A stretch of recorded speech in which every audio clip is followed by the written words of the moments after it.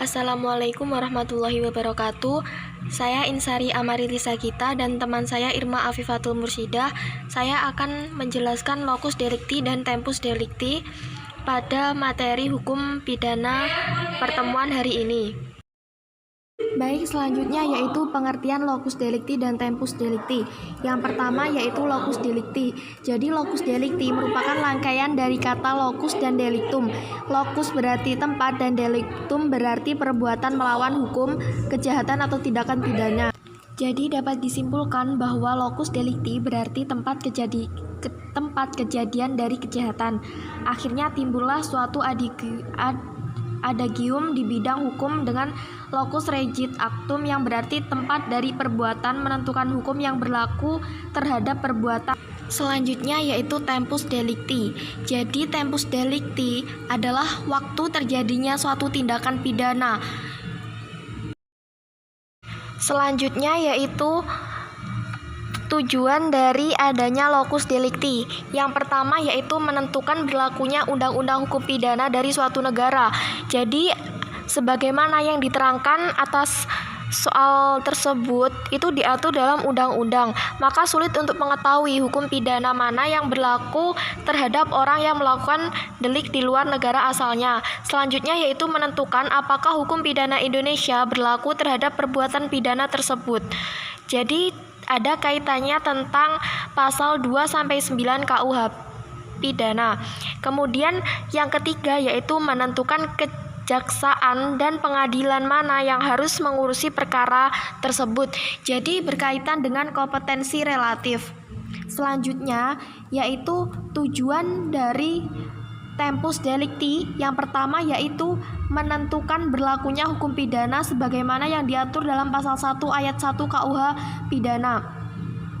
Kemudian menentukan saat berlakunya daluarsa.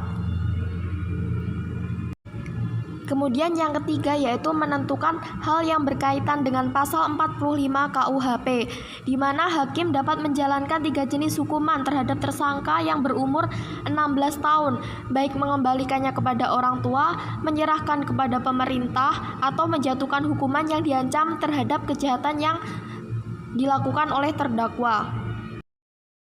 Selanjutnya yaitu 3 teori jurisprudensi tempus delicti dan locus delicti. Jadi yang pertama yaitu teori perbuatan materi. Jadi teori ini yang dijadikan tempat delik atau locus delicti, di mana yang mengakibatkan delik tersebut bersangkutan. Kemudian ada teori alat yang dipergunakan. Jadi delikti dilakukan tempat di mana alat yang dipergunakan itu menyelesaikan delik. Kemudian teori akibat. Teori akibat ini terkadang itu teori alat itu dipergunakan tidak dapat memberikan penyelesaian yang dikehendaki karena tidak semua peristiwa pidana dilakukan dengan mempergunakan alat. Maka dari itu ilmu hukum pidana membuat satu teori yaitu adalah tempat akibat dari perbuatan. Jadi teori akibat ini membawa keuntungan.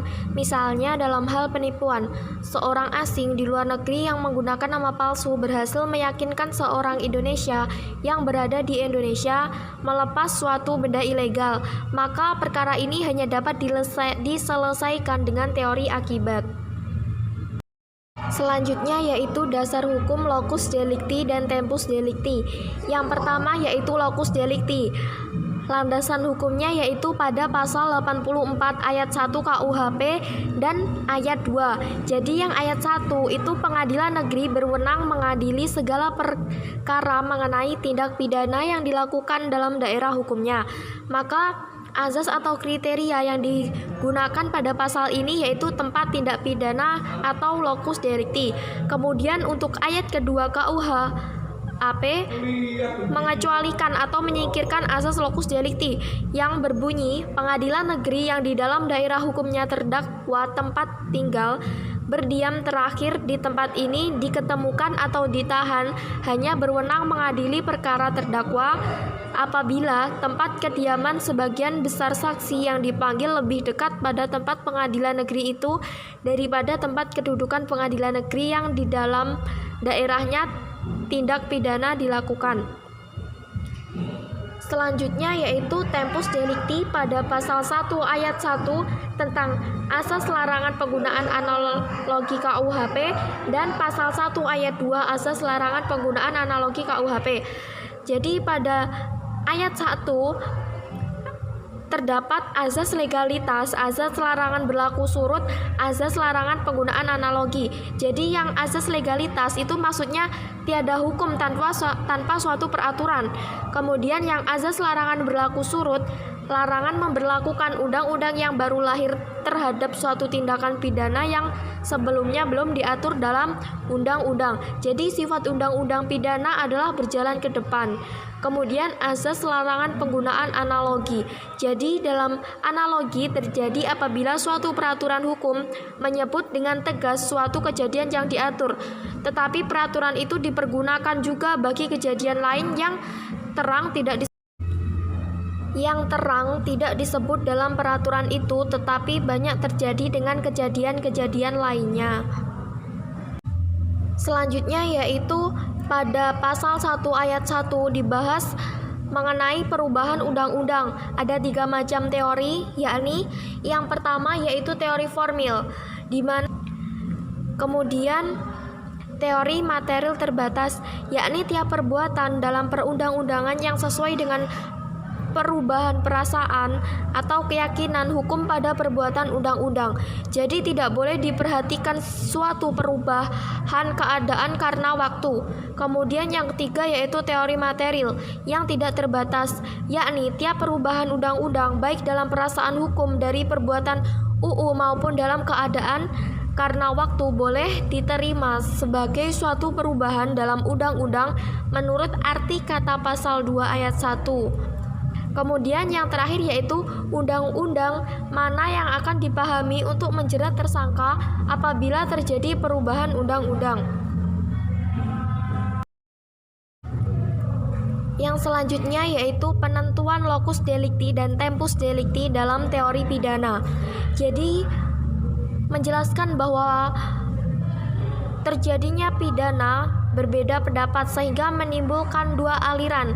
Yang pertama yaitu aliran yang menentukan di satu tempat, yaitu tempat di mana terdakwa melakukan perbuatan tersebut. Dan yang kedua yaitu aliran yang menentukan di beberapa tempat, yaitu mungkin tempat perbuatan dan mungkin di tempat akibat. Kemudian yang pertama berkaitan dengan pengadilan negeri mana yang berkewenangan mengadili tindakan pidana yang terjadi di suatu tempat tersebut. Jadi harus ada kepastian tempat tindak pidana atau locus delicti penting dan perlu diperhitungkan berhubungan setiap pengadilan memiliki wilayah yurisdiksi yang berbeda satu dengan yang lainnya. Kemudian yang kedua yaitu berkaitan dengan ruang lingkup berlakunya antara aturan pidana Indonesia sebagaimana yang telah diatur dalam pasal 2 sampai dengan pasal 9 KUHP. Kemudian berkaitan dengan pengecualian seperti yang dimaksud dalam pasal 9 KUHP. Jadi tindak pidana yang terjadi berada di wilayah teritorial Indonesia tidak diadili berdasarkan peraturan pidana Indonesia, melainkan peraturan negeri lainnya. Kemudian yang keempat yaitu berkaitan dengan adanya syarat bahwa setiap tindakan dapat dikatakan perbuatan pidana apabila dilakukan di tempat umum. Misalnya, suatu tindakan pidana yang menodai nilai-nilai kesusilaan di tempat umum seperti yang diatur pada pasal 281 KUHP. Kemudian yang terakhir yaitu salah satu syarat mutlak sahnya surat dakwaan. Jadi harus ada syarat mutlak bahwa orang tersebut adalah salah satu orang terdakwa. Sekian presentasi dari kelompok kami. Apabila ada kurangnya saya mohon maaf. Wassalamualaikum warahmatullahi wabarakatuh.